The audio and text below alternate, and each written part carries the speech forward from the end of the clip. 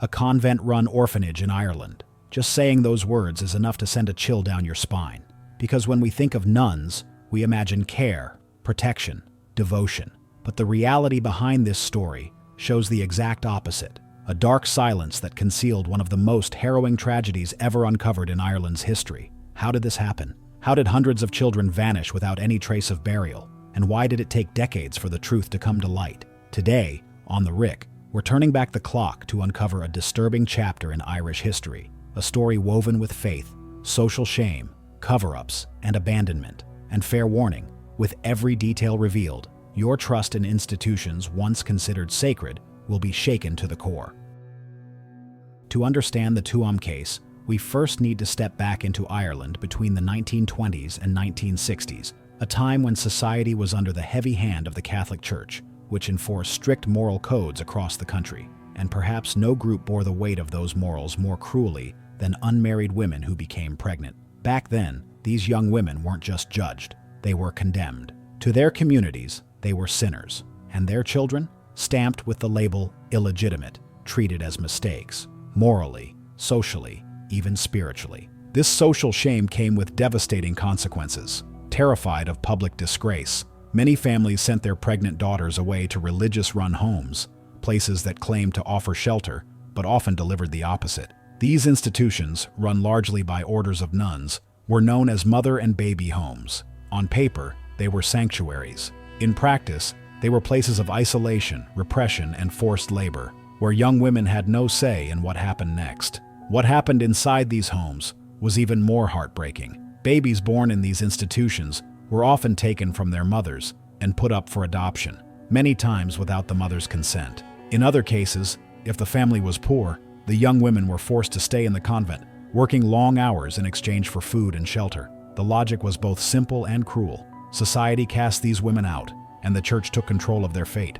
It was in this environment that the Tuam Mother and Baby Home emerged, located in County Galway and run by the Bon Secours sisters. Officially, the home's mission was to offer protection and guidance to vulnerable women.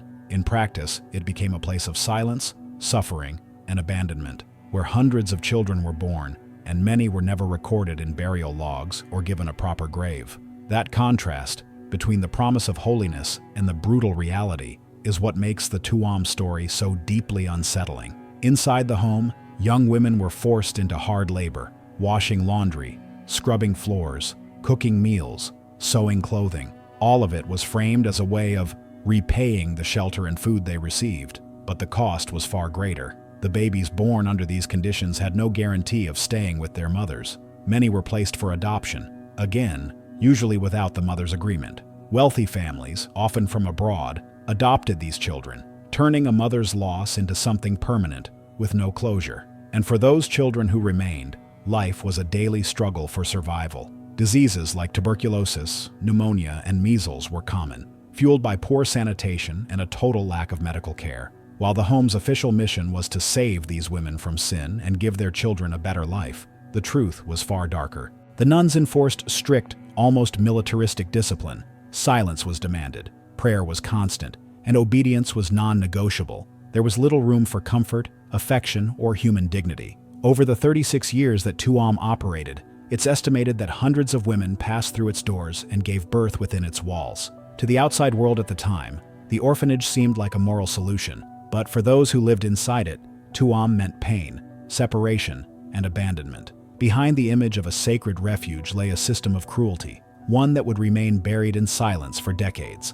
After the home was shut down, the building was demolished, and the site was left abandoned. For years, no one seemed interested in revisiting what had happened within those walls. Silence became the most convenient way to bury not just bricks and mortar, but painful memories. That silence, however, would be shattered in the most unexpected way. In 1975, that year, two boys were playing near the vacant lot, jumping across a cracked concrete slab that covered an underground chamber. Typical childhood curiosity led one of them to pry open part of the broken slab, and what they found changed everything. Human bones, tiny skulls, fragments of children's skeletons. The shock was immediate, but the response? Minimal. A local priest was said to have held a brief mass on the site.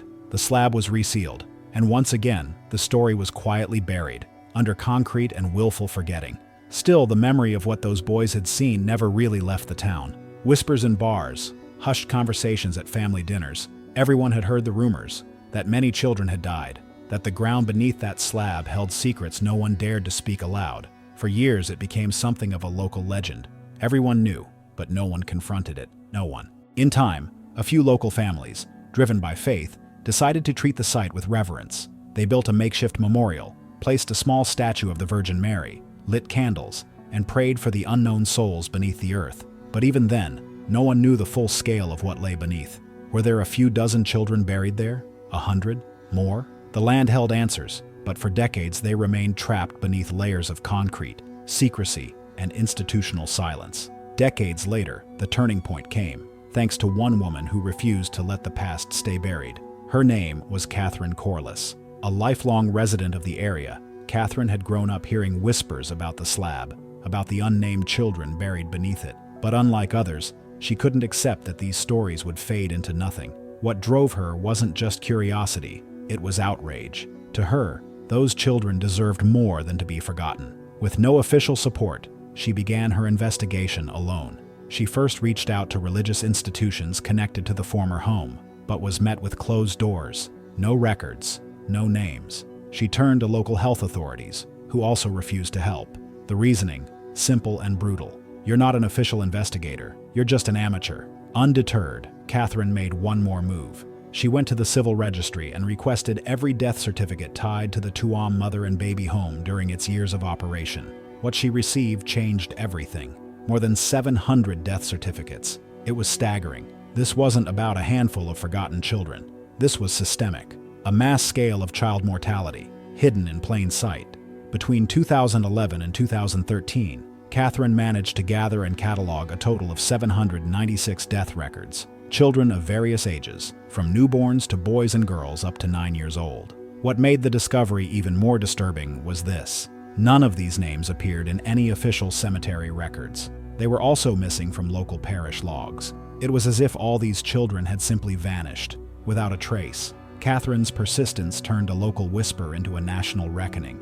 Her investigation didn't just uncover numbers, it demanded answers. And more importantly, it gave a voice to hundreds of children who had been silenced for decades, buried under dirt and collective denial. The documents Catherine unearthed painted a devastating picture. The causes of death ranged from diseases common at the time, measles, tuberculosis, pneumonia, to malnutrition, and conditions clearly tied to neglect. Historians now point to a lethal combination of poverty, lack of medical care, and the oppressive rigidity of the religious environment. But one fact made this tragedy even more chilling. None of these children appeared in burial records. Not one. That absence of documentation led Catherine to dig deeper. Literally, she began comparing old site maps with her records, and what she found was striking. There had once been a decommissioned septic tank on the property, a structure located exactly where local residents had placed the memorial, and where, decades earlier, the two boys had found human bones. All signs pointed to a grim reality.